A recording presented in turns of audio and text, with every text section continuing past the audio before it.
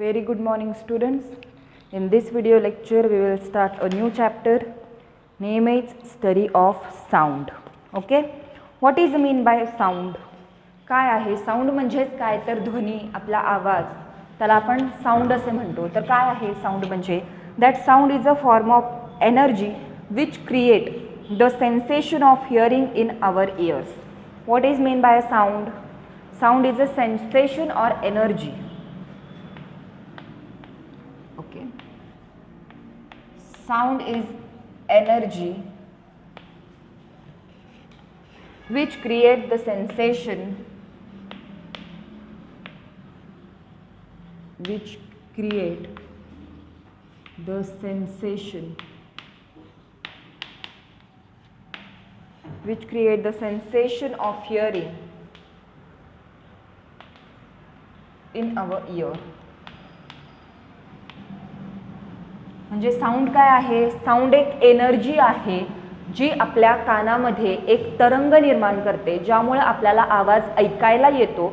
म्हणूनच इथं म्हटलेलं आहे that sound is a energy which create the sensation of the hearing in our ear. म्हणजे ध्वनी एक अशी ऊर्जा आहे जी आपल्या कानामध्ये ध्वनी तरंग तयार करते, ज्यामुळे आपल्याला आवाज स्पष्टपणे ऐकू येऊ शकतो. तो आजच्या या चॅप्टरमध्ये आपण हा स्टडीचा साऊंड म्हणजे साऊंडची स्टडी बघणार आहोत. So it is a medium necessary for the propagation of sound waves. तर हे जे साऊंड वेव्स आहेत, the particles of the mediums oscillate about their centre or mean positions in a direction parallel to the propagation of the wave. It is called as a longitudinal waves and the oscillation are perpendicular to the direction of a propagation of the wave. Such waves are called as a transfer waves. तर बघा इथे मी काही वेव्सचे कशा प्रकारे waves म्हणजे आपले जे ध्वनी तरंग आहेत ते कशा प्रकारे ॲक्टिव्ह होतात किंवा त्यांचं वहन कशा प्रकारे होतं ते आपण बघूयात.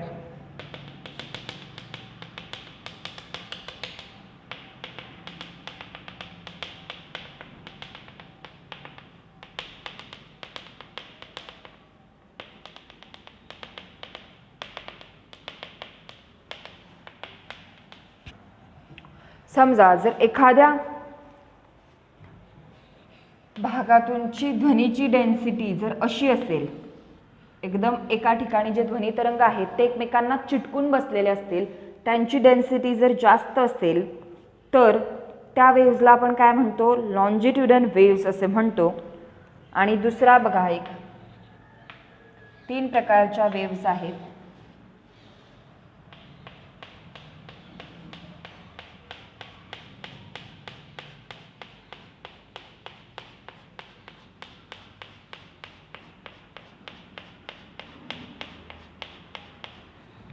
आणि अजून एक आहे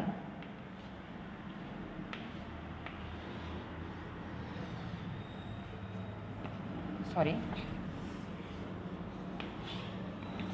ती अशा प्रकारची असते. Now see here, a sound wave can shown be in the form of a graph. At any moment during the propagation of a sound wave we would find alternate bands of compression and rarefaction of the mediums, so bands of a greater and lesser density.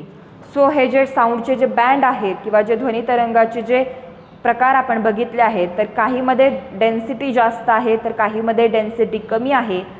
तर बघा फिगरमध्ये change density while figure B shows the changes in pressure. ही जी पहिली diagram आहे ती आपल्याला काय दाखवते? तर ह्याच्यामध्ये जी ध्वनीची घनता आहे म्हणजे जी डेन्सिटी आहे ती बदललेली आपल्याला दिसून येते. काही प्रमाणात इथे जास्त आहे तर इथे कमी आहे. अशा प्रकारे आपल्याला ध्वनी तरंगाची जी घनता आहे ती दिसून येते. त्यानंतर दुसरा जे आहे that shows changes in pressure. इथे पण आपल्याला प्रेशर, ध्वनी तरंगावर जर आपण प्रेशर अप्लाय केला तर त्याच्यामध्ये जे चेंजेस घडून येतात ते आपल्याला या डायग्रॅममध्ये बघायला मिळतात. आणि तिसरं जे आहे that shown in the form of a the changes in density or pressure as shown in the form of a graph. आणि अशा प्रकारे आपल्याला डेन्सिटी व प्रेशर चेंजेस कसे झाल्यावर कसा प्रकारे ध्वनी तरंगाचा एक ग्राफ तयार होतो तो ग्राफ आपल्याला या आकृतीमध्ये पाहायला मिळतो. So the wavelength of the sound wave indicated by the Greek letter lambda.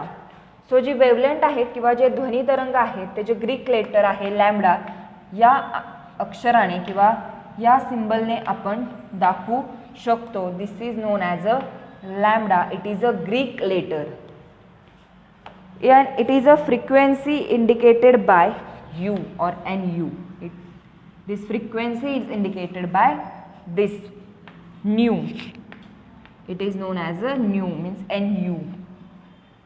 So the amplitude, which is the maximum value of a density, is indicated by a, and the amplitude हे indicate कशाने करतात?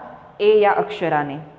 Then the time taken for the oscillation of pressure or density, आणि याच्यासाठी जो time म्हणजे जो वेळ लागतो तो टी या अक्षराने दर्शवतात. It is a time. This is amplitude. The value of frequency determines the pitch of the sound while the value of the amplitude determine it strength of the loudness. Now here first one is a velocity of sound. आपण काय बघणार आहोत? Velocity म्हणजे त्याची वारंवारता. ध्वनीची जी वारंवारता असते ती आपण बघणार आहोत. तिलाच आपण वेलोसिटी असं म्हणतो. तर बघूयात पहिला याच्यातला पहिला point velocity.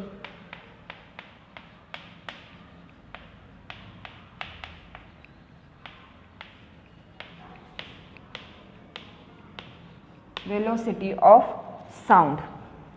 So the distance covered by a point on the wave, it is unit time, is the velocity of the sound wave. म्हणजे समजा जर आपल्याला ध्वनीची वारंवारता बघायची असेल तर त्यासाठी एक साधारण उदाहरण घ्यायचं. ज्या ठिकाणी बघा काही ठिकाणी मोठमोठे असे लोखंडाचे पाईप्स असतात जे असेच मोकळे पडलेले असतात. तर त्या पाईप्सच्या ठिकाणी जायचं आणि त्या पाईपला कान लावायचा. कान लावल्यानंतर वरून कुणाला तरी तुमच्या एखाद्या फ्रेंडला तो पाईपवर जोरजोरात आघात करायला सांगा. तर त्या आघातावेळी काय होतं तर पाईपची जी पोकळी असते त्या पोकळीमध्ये ध्वनी तरंग तयार होतात आणि जेव्हा आपण पाईपच्या दुसऱ्या टोकाला कान लावतो तेव्हा ते ध्वनी तरंग आपल्याला जाणवतात. त्या ध्वनी तरंगाची जी वारंवारता असते म्हणजे एखाद्या माध्यमातून किती प्रकारात ध्वनी तरंग तयार होतात यावर त्याची वारंवारता म्हणजेच वेलोसिटी ठरलेली असते. म्हणून इथं म्हणाले the distance covered by a point on the wave it unit time is the velocity of the sound wave. The distance covered by a point of the wave म्हणजे एक ध्वनी तरंग एका वेळेस किती डिस्टन्स म्हणजे किती अंतर पार करू शकतो यावर त्याची वारंवारता म्हणजेच वेलोसिटी ठरलेली असते. म्हणूनच वेलोसिटीचा इथं फॉर्म्युला दिलेला आहे. Velocity is equal to distance upon time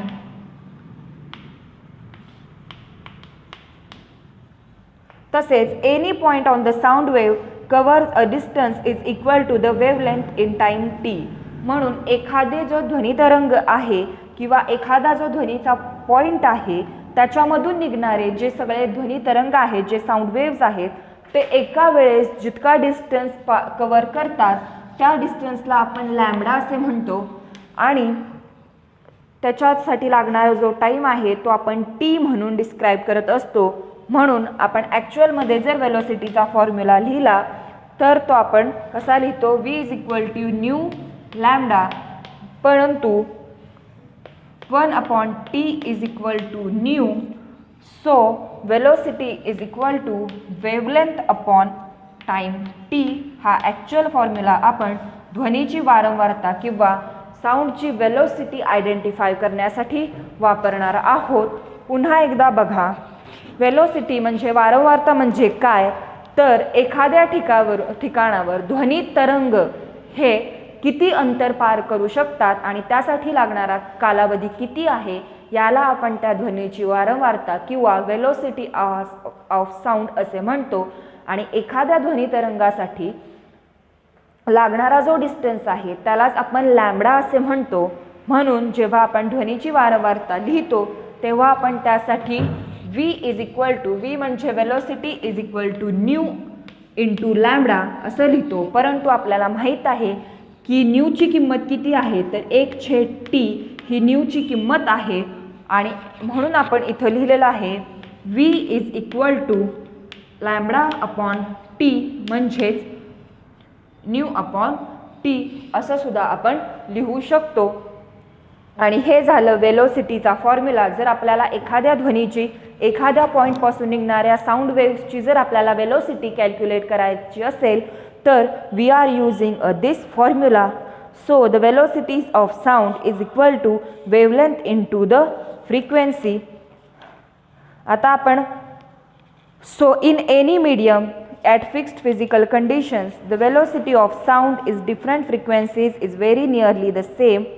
The velocity is highest in the solid and least in a gases. It increases with an increase in the temperature of the medium. आता बघा velocity म्हणजे ध्वनीची वारंवारतेसाठी वेगवेगळी माध्यमं वापरली जातात. त्यामध्ये स्थायू आणि गॅसचे जे माध्यम आहे ते सर्वात जास्त वापरलं जातं. म्हणजे स्थायू माध्यमामध्ये ध्वनीची वारंवारता किंवा वेलोसिटी ही सर्वात जास्त असते, तर गॅससारख्या माध्यम म्हणजे वायुरूप अवस्थेमध्ये ध्वनीची वारंवारता ही कमी असते. इथं लिहिते मी medium of velocity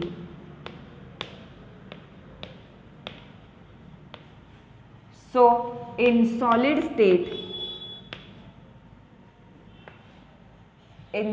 state velocity is highest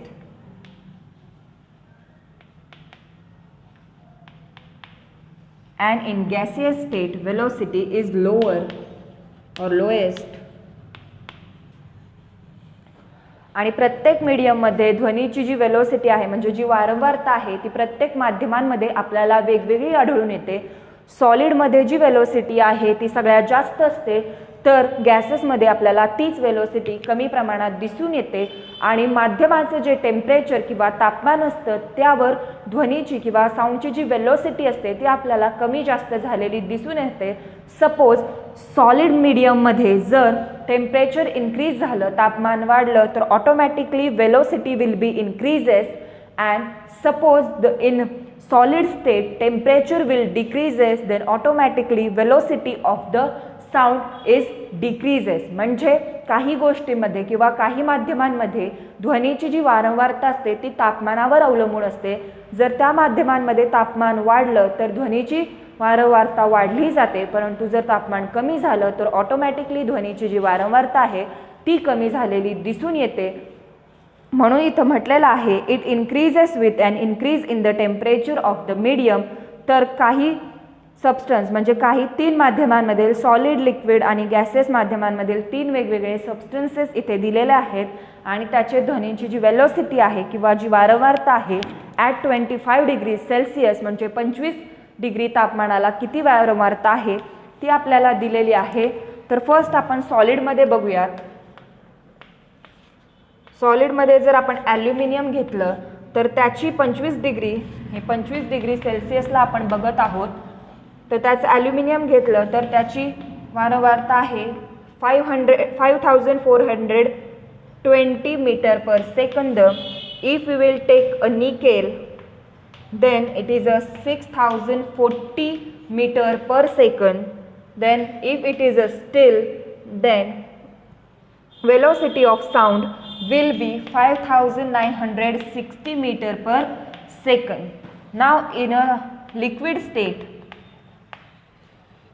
it is a sea water, then sound velocity of sound in sea water is 1531 meter per second at 25 degree temperature, and in pure water it will be the 1498 meter per second. In gaseous state, suppose we will take hydrogen, then in hydrogen the velocity of sound will be 1284 meter per second at 25 degree temperature, and in air it will be the 346 meter per second. So in this chart आपल्याला ह्या चार्टमध्ये हे समजत आहे की ध्वनीची जी वारंवारता आहे किंवा द वेलोसिटी ऑफ साऊंड जे आहे ते सॉलिडमध्ये म्हणजेच स्थायू माध्यमामध्ये सर्वात जास्त आहे, तर गॅस म्हणजे वायुमाध्यमामध्ये ध्वनीची जी वारंवारता आहे ती आपल्याला कमी प्रमाणात दिसून येते.